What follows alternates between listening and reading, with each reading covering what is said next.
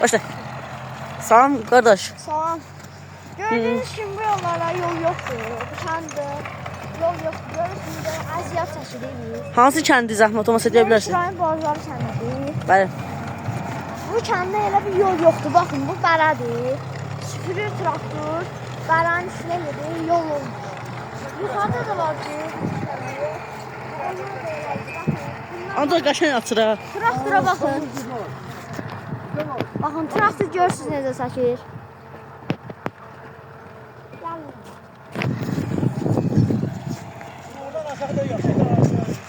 Çəksə də palçıq olur, baxın.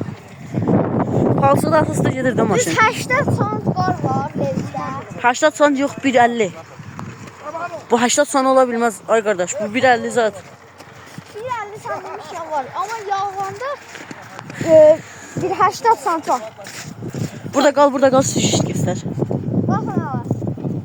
Yollar belə maşın. Aa, alfaqa gəldim çıxıb kiçə. Ha, buyurun.